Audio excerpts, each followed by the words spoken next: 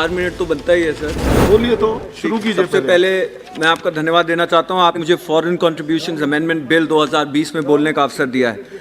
मान्यवर, अभी बहुत सारे विपक्ष के सदस्यों ने इस बिल पे चर्चा करते हुए बताया है कि किस तरह से इस बिल को एक हिसाब से जो बाहर विदेशी पैसा आ रहा है उसको और पारदर्शिक तरीके से इस देश में लाने के लिए और उसका क्या इस्तेमाल हो रहा है उसको एक पारदर्शिक तरीके से देश के सामने या जो भी संस्थाएं हैं उनके सामने रखने के लिए इस बिल को लाया जा रहा है।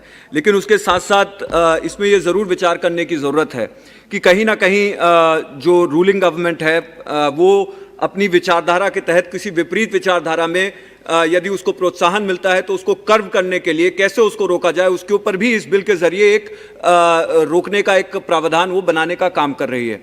मान्यवर, मैं कहना चाहता हूं कि ये जो पिछले एक्ट का जो सेक्शन 7 था अब उसको क्लॉज 3 से पूरी तरह से निष्क्रिय कर दिया गया है, जिसमें जो भी ये फॉरेन फंडिंग एजेंसीज थी वो अगर एफसीआरए के जरिए उसमें पैसा आता था किसी भी लोकल ट्रस्ट के अंदर तो वो आगे भी किसी और को पैसा दे सकती थी जिसके पास रजिस्ट्रेशन हुआ करता था एफसीआरए का। लेकिन अब वो किसी और को पैसा नहीं दे सकते, सिर्फ उसी और उसी ट्रस्ट में वो पैसा खर्च होगा, जिससे लोगों को एक मेरे ख्याल से आगे जो इनका मिशन होता था उसमें कहीं ना कहीं कोई कमियां आएंगी।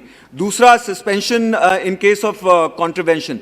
पहले होम मिनिस्ट्री के पास ये पावर थी कि वो 6 महीने के लिए कोई भी अगर रूल्स को नहीं फॉलो होता था तो उसमें 6 महीने के लिए सस्पेंड कर सकता था जब तक न्यायपालिका में ये सारी चीज़ें सब जुडिस हों। लेकिन अब वो 1 साल के लिए भी कर सकता है। ये भी कहीं ना कहीं एक हिसाब से एमएचए को इतना पावर दे रहा है कि वो ऐसे अकाउंटों को फ्रीज करके रखे, यानी कि अपने अंगूठे के नीचे दबा करके रखे। तीसरी चीज़, जितने भी बोर्ड मेंबर्स हैं उनको आधार कार्ड और पासपोर्ट कॉपी या ओसीआई देने की ज़रूरत पड़ेगी। मान्यवर, सुप्रीम कोर्ट का जो जजमेंट, आई एम फिनिशिंग, 2 और पॉइंट। सुप्रीम कोर्ट का जो जजमेंट है उसमें भी ये कहा गया है कि आधार कार्ड को हर एक चीज में मैंडेटरी नहीं बनाना चाहिए, तो ये कहीं ना कहीं उसके भी विपरीत जाने का काम हो रहा है। इस पे भी मैं थोड़ा सा प्रकाश आपके माध्यम से डालना चाहूंगा। आखिरी मेरे एक और पॉइंट है, ये voluntary surrender of FCRA registration. मान्यवर, ये तो एक बहुत अच्छी चीज है, मैं इसका स्वागत भी करता हूं कि वॉलंटरीली अगर कोई सरेंडर करना चाहे एफसीआरए रजिस्ट्रेशन को तो उसको आराम से कर देना चाहिए। लेकिन इसमें जो क्लॉज आया है उसके अंदर क्या समस्या है, जो सेक्शन 15 के सबसेक्शन 1 में है, उसमें यह कहा गया है कि यदि आप सरेंडर कर रहे हैं तो अगर आपने इससे कोई एसेट बना लिया जैसे अस्पताल, स्कूल या अन्य चीजें, तो वो भी कहीं ना कहीं सीधे सीधे जो भी सरकारी संस्थाएं होंगी उनके हाथ में सरेंडर करना पड़ेगा, जो कि एक कहीं ना कहीं बड़ी समस्या बन के आती है। मेरा आखिरी पॉइंट, मान्यवर, मेरा आखिरी पॉइंट मैं कंक्लूड कर रहा हूं।